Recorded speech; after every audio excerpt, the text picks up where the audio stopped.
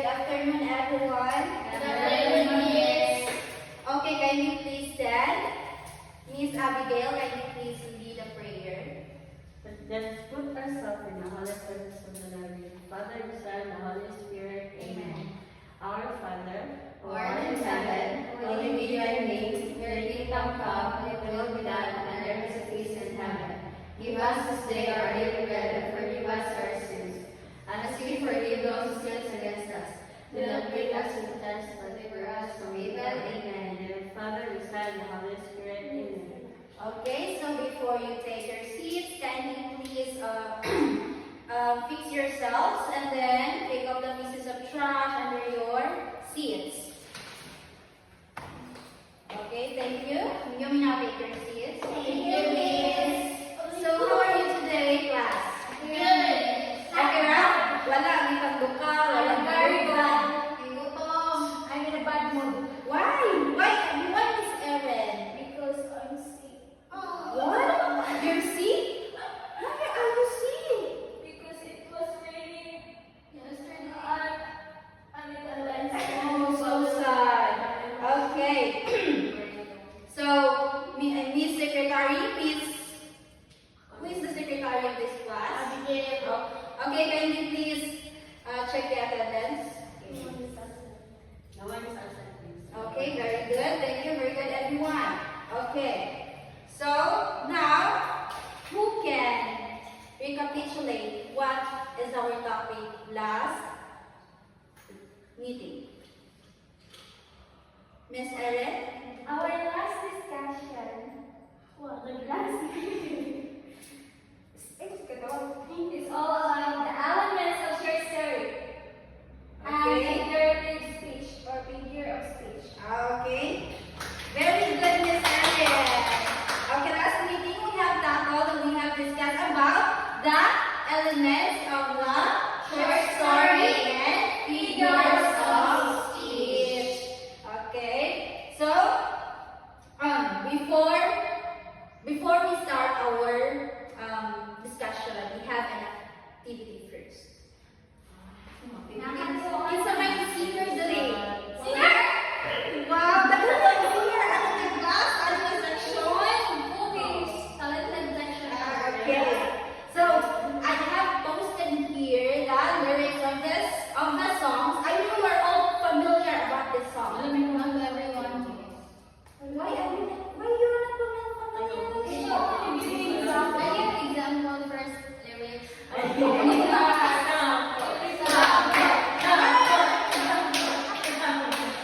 Okay, so what we're going to do is we are going to sing and you need to observe what is in the lyrics. Understood? Okay.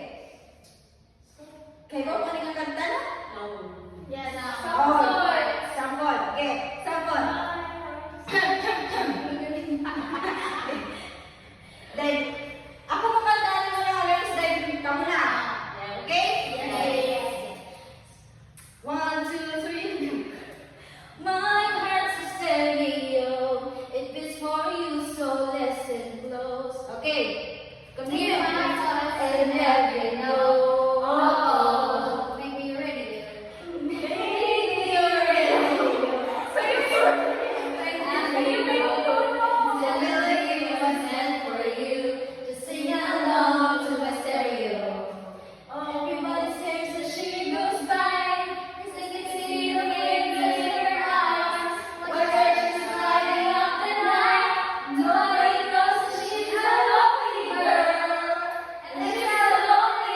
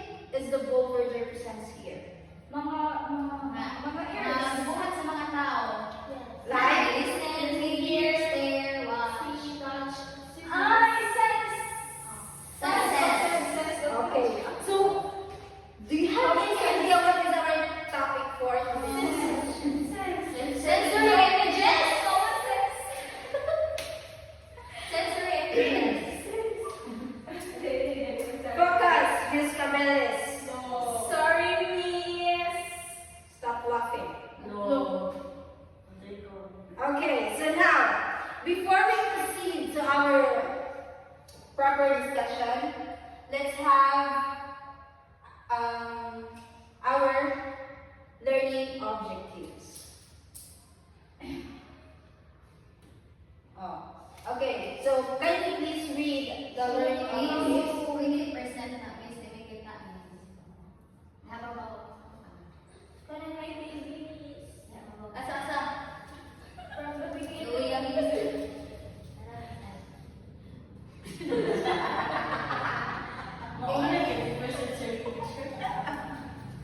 Okay.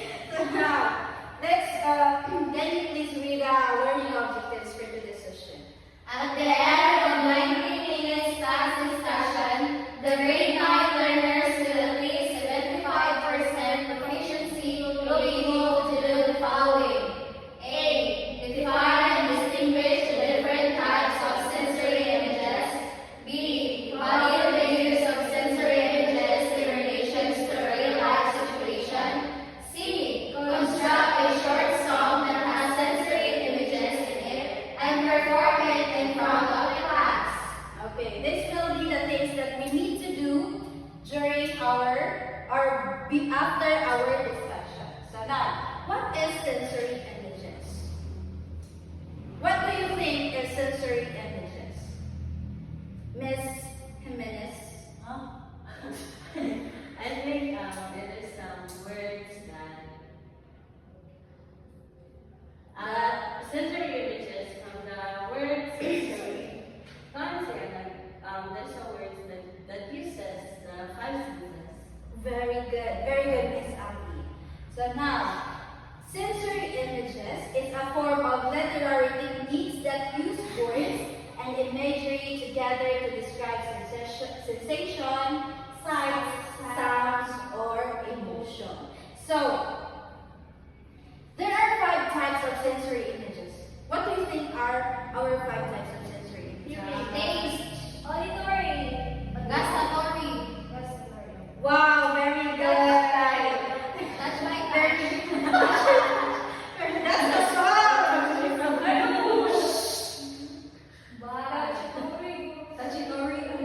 Okay. Now let's proceed. Our first sensory imagery is auditory. Auditory imagery, it engages our sense of hearing. So what are we discussing here? Nakalunod mo na po? Yes. Yeah. Very good. Okay. So now I have some example of auditory imagery. Can you listen? So example is, she awoke to the chirping of birds and the soft whisper of a breeze as it passed through the tree outside her window. So where is the auditory imagery in the sentence?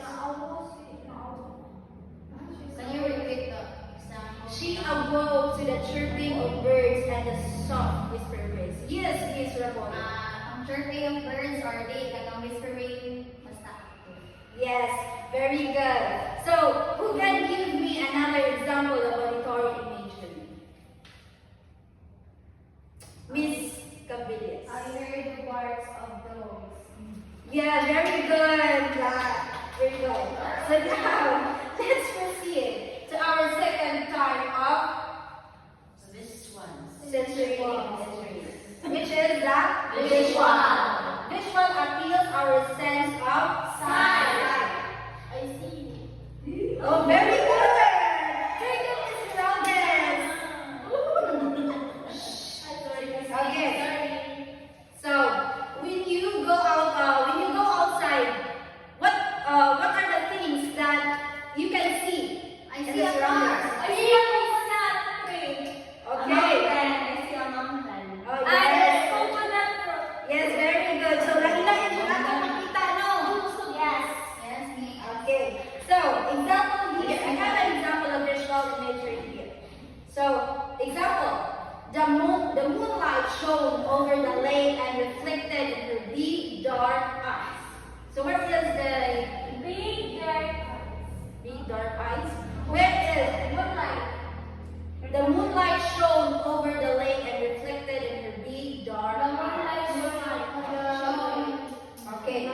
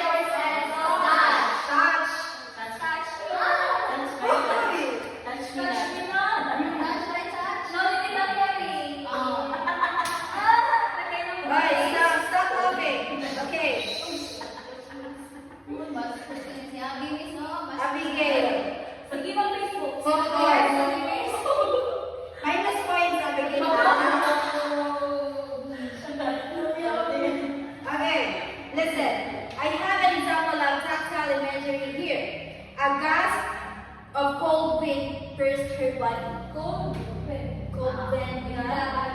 Yes. Yes. Very good. Very good. Now let's proceed to our last types of imagery. What do you think is our last type of imagery? Yes, very good. Our last type of sensory images is gustatory. So, what is gustatory imagery? Praising.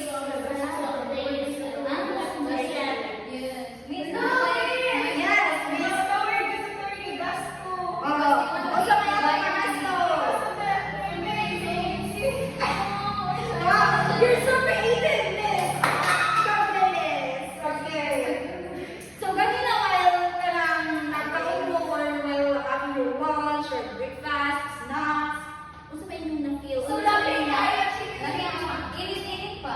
Init-init pa. Panak sa nakakatilaw, init. Kay? Init man. Kay? Oh, kay Lupay ba lang ang nakakon? Miss Belbe.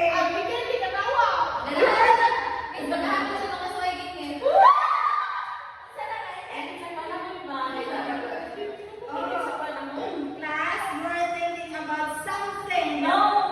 Okay, that's enough. Okay. Kinsa may wala sa sense. Why me? I'm just ano? Okay. As a joke, minus points mo ka na. No. Okay. So let's have a recapitulation. What is our 5 types of sensory imagery again?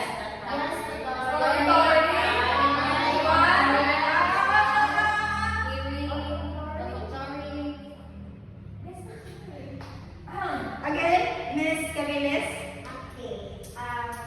We have the auditory, visual, tactile, olfactory, and gustatory. What is auditory, Miss Abigail?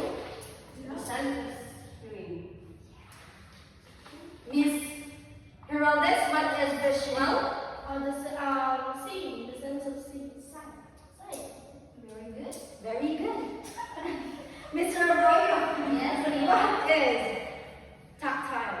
Tactile is the sense of touch of a person.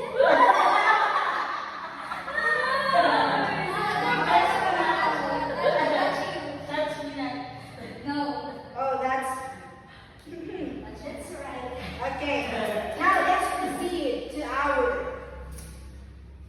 I have sent you the. Can you please open your phones?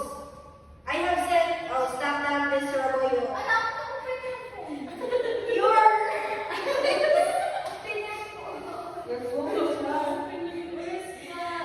I have sent the poem in our GC.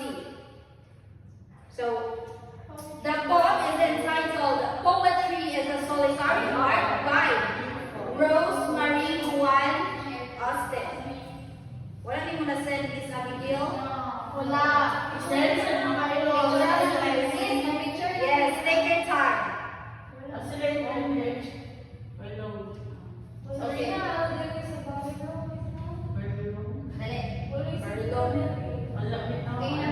Okay.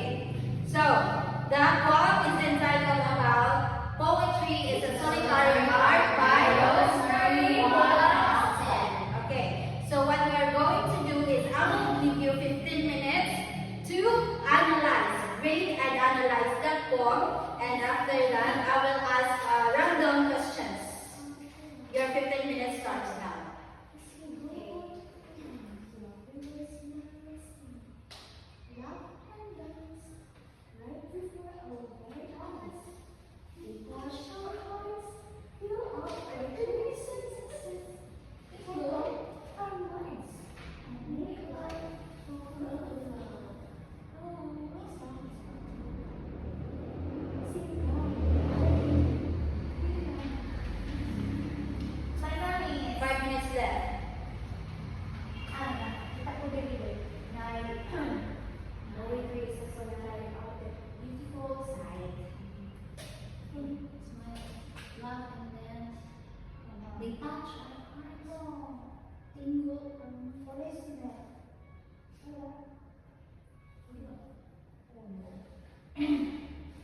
Okay, your time is up. So, Miss Cabeles, what did you understand, or what are your understanding and interpretation about the Poetry. poem? For me, is that it describes what is poetry. It describes how it is created, and then it is described how beautiful poetry is, and it is also described that it makes our life full of love. Wow, very good. You have really understood what is the poem talks about. So now let's proceed to our group activity. So, what, Miss Abigail? Okay. So I will group the class into 5 groups, and then every group I will assign 1 sensory images. And then what you are going to do is you are going to create a short song that consists of sensory images that is assigned into your group. Understood? Yes. You are free to use the tone of your favorite song, but the lyrics should be your own composition. Okay. Understood? Yes. Miss Abigail? Yes. Understood? What's akong giingon? Lagi mo ang sound out of the kana sa mga assigned na sentences. Okay. So, I will give you 30 minutes to brainstorm with your group mates, and then after that you are going to present your work in front of the class. Okay. Okay, your time starts now. 1, 2, 3, 4. Patrahan mo ka po. No, we have another set of assignments. We need to perform it in front. Just a short song. Pwede Bisaya, miss? Yes. Visual ko no? Yes. Okay. What is olfactory?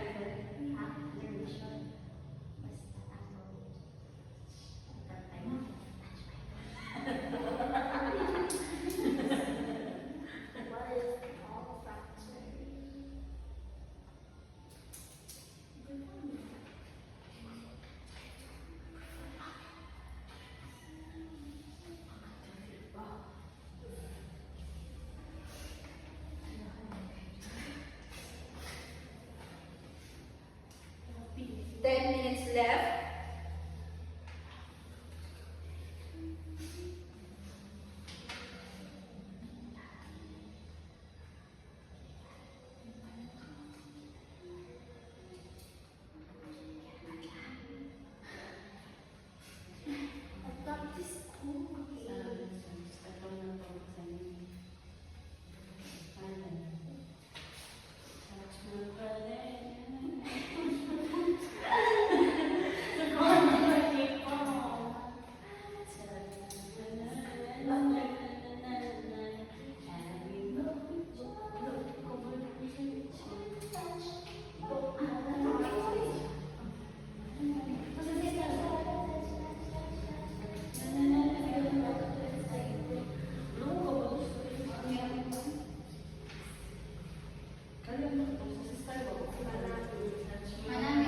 Okay.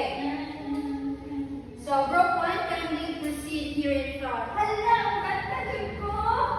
Yes. Ang ganda ko. I can hear the sounds of love. A drop of... Yes, wala na talos. Wala ko rin ang ganda. Wa pa na present ang group 1. A joy of... Lisa, balik kasi ito. I can hear the sounds of love.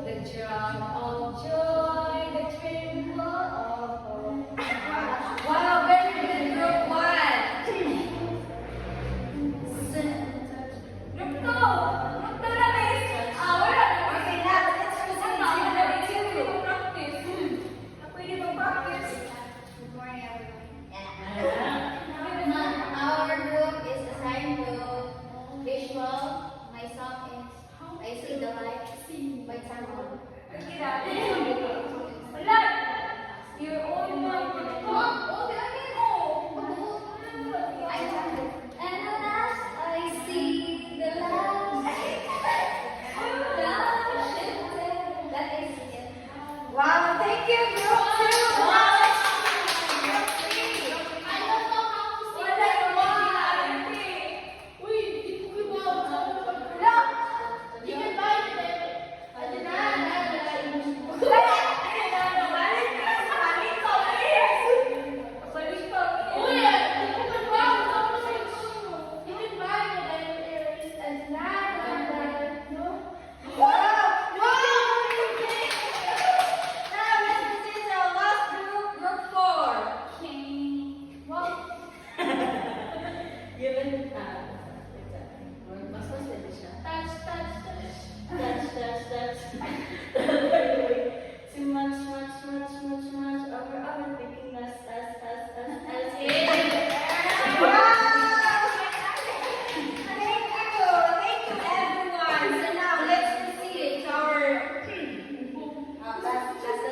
So our assignment is, we have an assignment. Can you please take note?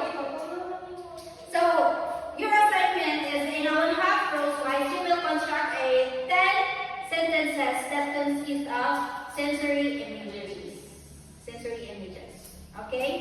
In our half prose-wise. So now, can we get 1/4 sheet of paper? What we are going to do is, can we write the things that you have learned from our discussion for today's session. I will give you 3 minutes to do the activity. I have learned how to sing auditory. Me too. Okay, your time is up. Can you please pass your papers?